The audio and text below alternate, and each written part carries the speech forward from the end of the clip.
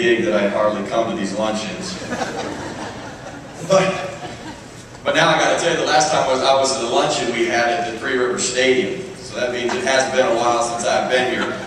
But it wasn't because I haven't wanted to be here. Usually it's because of scheduling conflicts.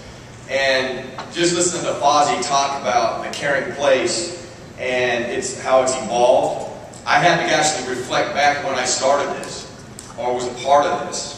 And the Steelers came to me, and Highmark came to me as being a part of the caring team and being a co-captain. I remember our very first luncheon. We had 20 schools, and we had about 55 people at that luncheon. So that gives you great perspective of how far this has grown and what it has become.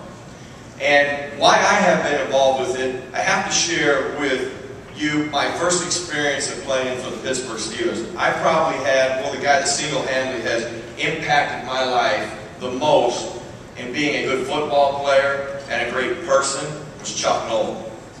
Chuck Noll was a great teacher of life, not just football. And one of the counsels that he always gave us is don't use this amazing stage of being on a professional stage. Don't let it go to waste. Utilize it. Be a part of charities and get involved. But make sure they're credible. Make sure the people that are behind them, you are accountable. That you can trust them and that their purpose is right. Well, I've been very fortunate that Highmark came to me, the Caring Place came to me, and the Steel organization backed it, and I've been a part of it. I am a small fraction of what goes on and what this has evolved to. But I'm grateful for that counsel that Chuck Noll gave me. That's why I'm still involved with it today. And I remember their purpose at the beginning. It was about raising money for health insurance for young children. And their pitch to me was, imagine on Sunday when we get done playing, we have anything medically we need. We are cared for immediately. Now to think of a young child not having not having an opportunity like that, having to fight for health care or from being sick, from a cold to flu, I mean, that bothered me. And how this has evolved into the caring place for grieving children and their family, I understand the sting of death. My mom died when I was a young boy, so I understand that pain and that anguish. And I know how it exists and persists for a long time. So how this has evolved, I have a personal feeling and relationship with all of these things. But really what keeps me involved in it today is when I stand here and I look out around here. When I see the energy of young people, when I see your purpose here, that motivates me. That moves me. And please remember that. Because young people, you are powerful. This has evolved ultimately because of you. At the end of the day, we used to have a slogan that kids are helping kids. There's nothing more powerful than to give back. Service. There's no dollar figure that can compensate for those feelings and the rewards and the results from that. So I thank you for being here. I'm honored to be a part of it, and I say a small part of it. But to be here today, I am reminded of why I've been involved with it for so long. It's because of all the young people that are here. Now with that said, we have a few things that I need to bring you aware of and introduce you to, if you have not already heard of. We have the Children's Grief Awareness Day.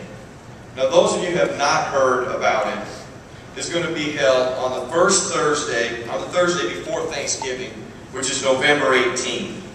And this particular day, all we are trying to do is wear blue. That is our goal and objective. The Thursday before Thanksgiving, which is November 18th. Now, why I think that is significant, because being a young boy and losing my mother, I understand how that sting lasted for a long time. I understand how my friends and certain people were sympathetic to a certain period of time, and then their lives move on. But that pain and that suffering existed for a long time for me. So to be able to recognize that day and support those that may still be in that grieving process, no matter how long it's been, will be extremely powerful. So if we could encourage you on November 18th to wear blue, and it will be the Children's Grief Awareness Day. will be, I think, a remarkable start to something I think and hopefully will take off. Now the second thing, and you have to bear with me, I'm just going to use the word Facebook. All right, now I know that almost everybody in here that's 18 or younger are all dialed in, okay? So you're going to have to bear with me. I just started doing Facebook, and I still don't even know how to friend anybody, but I'm working on it. But I want you to know I'm already ahead of you based on what I'm about to ask you, because I just signed in here with a little bit of help, or a lot of help, and I've already sent out our official link. Obviously, here's what we're trying to do by November 18th. So we need everybody's help, and I'm sure everybody tonight will be on Facebook or doing something with Facebook. If you could do this, we need 10,000 likes by November 18th. Now I had to just ask what a like was, so I don't need to explain that to you guys. I'm sure you know what a like is. But I do know what it is now. But we will have the official website for the Caring Place, and we need everybody to spread that out. We need 10,000 likes by November 18th. Now, one thing that I have, Sally, not Sally, Trees, I know you're not paying attention. I'll get Sally. But we're going to have this information out to everybody, whatever you do. So we'll get this information to you so that you can use that. And I'm going to introduce Sally in a minute so she has time to get me back, so I know that. So that's the other thing that we'd like to do from this luncheon is give you that information and get you on your Facebook and try to get 10,000 likes by November 18th. If we can do that, the message will spread rapidly. And what we've already done in Western Pennsylvania, or what you have done in Western Pennsylvania, has been remarkable the last 20 years.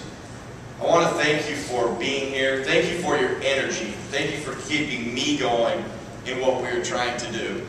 I want you to understand how important you are in this journey. And one thing that we do in our board meetings, when we talk about expanding the Caring Place, we really talk about three things. We talk about, number one, can we find an area or a location where we can service a lot of people? That's kind of one of our criteria.